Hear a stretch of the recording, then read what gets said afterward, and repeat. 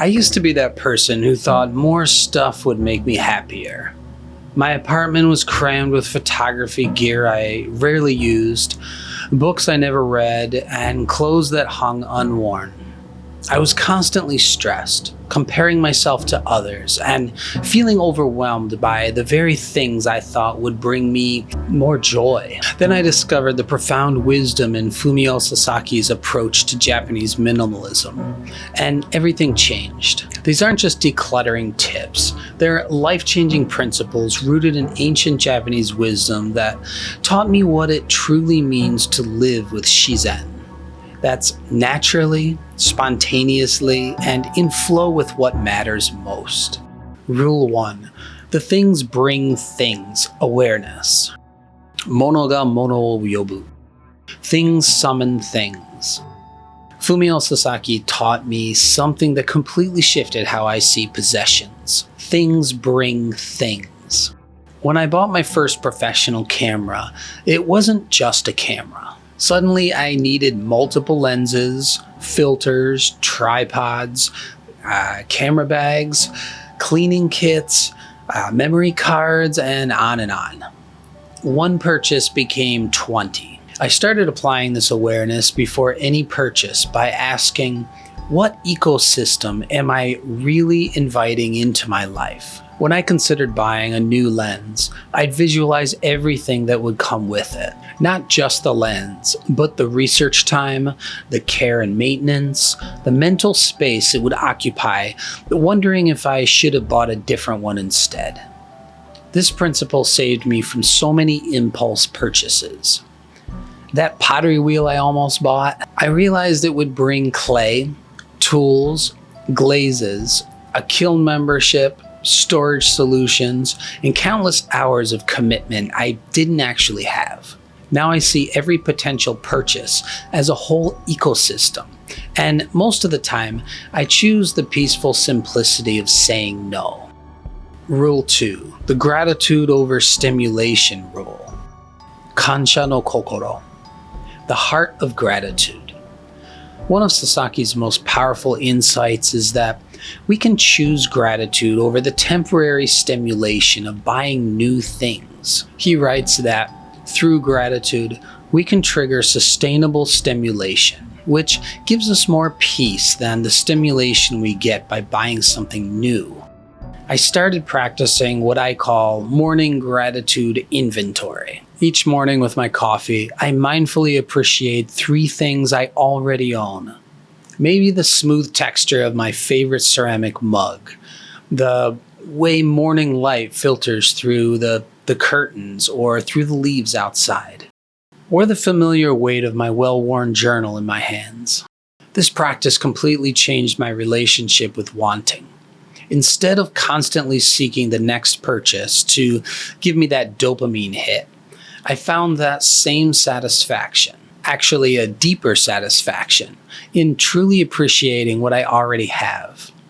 When you're genuinely grateful for your current camera, you stop obsessing over the latest model.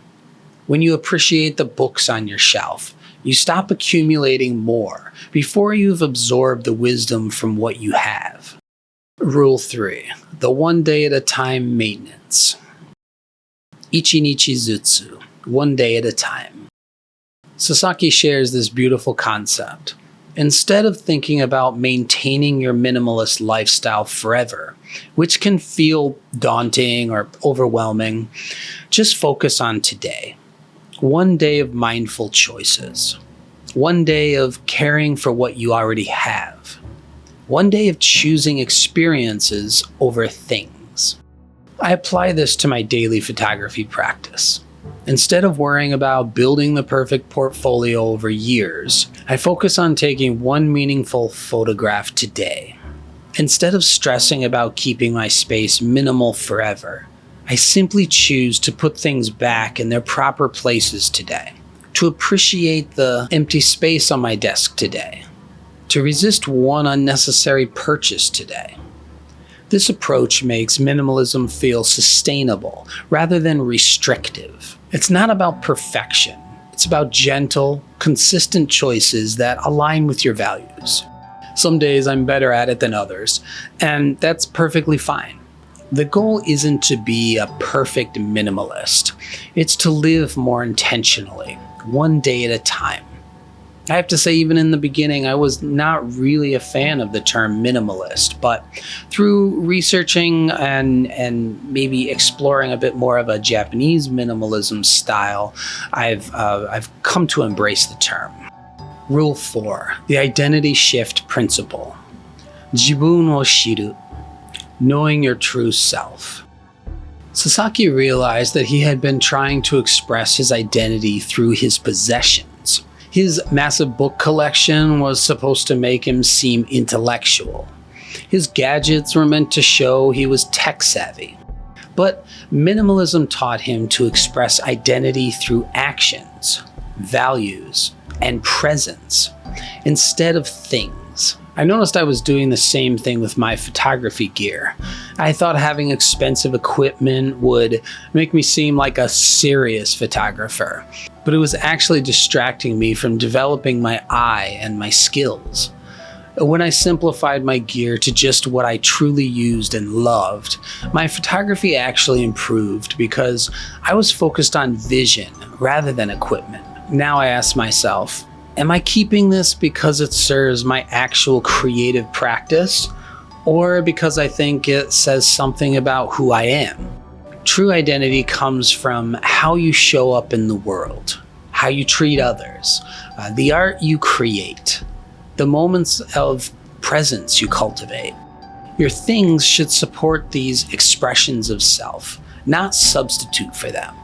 Rule 5, the natural flow state rule. Shizen no nagare, natural flow. This connects directly to our Shizen style philosophy. Sasaki discovered that living with less created more mental space for flow states. Those moments of effortless concentration where you lose track of time because you're so absorbed in meaningful activity. When my space is cluttered, my mind feels cluttered. But when I'm surrounded only by things that serve my creativity and well-being, I slip into flow states much more easily. Whether I'm photographing in my garden, writing, practicing judo, or practicing the shakuhachi flute, the simplified environment supports deep focus rather than fighting for my attention. I now design my spaces specifically to encourage flow. My photography corner has only the essential gear I use regularly, arranged in a way that makes setup effortless. My meditation space, you could call it, the area where I practice shakuhachi, has my cushion and a flute set out and my notation. And sometimes there's a seasonal leaf or flower in a little vase that I have. And this intentional simplicity creates what I call flow-ready environments. Spaces that naturally invite you into present moment awareness rather than pulling you into mental overwhelm. I love that I can come back to my shakuhachi space and right away I'm present. I know what I'm supposed to be doing here. And that's just focusing on my breath, focusing on the tone and the sound that I'm creating. These Japanese minimalist principles from Fumio Sasaki taught me that minimalism isn't about deprivation. It's about clarity. It's about creating space for what truly matters. Creativity, relationships, nature, presence, and those spontaneous moments of beauty that make life rich. The goal isn't to live in an empty room like a monk. Originally, this is my image of minimalism, so I was sort of against the whole idea of it in the beginning. The goal is to surround yourself only with things that support your authentic self and your creative flow. When you do this, you'll discover what Sasaki found: true freedom, deeper gratitude, and a life that feels naturally aligned with your values.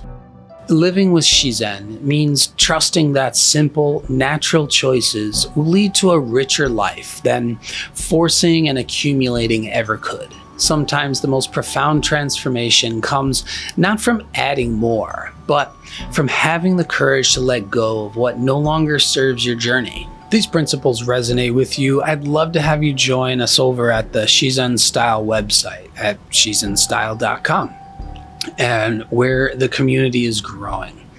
Subscribe for more insights on Japanese aesthetics, mindful photography, and creating a life of natural flow. What aspect of Japanese minimalism speaks to you most? Share your thoughts in the comments below.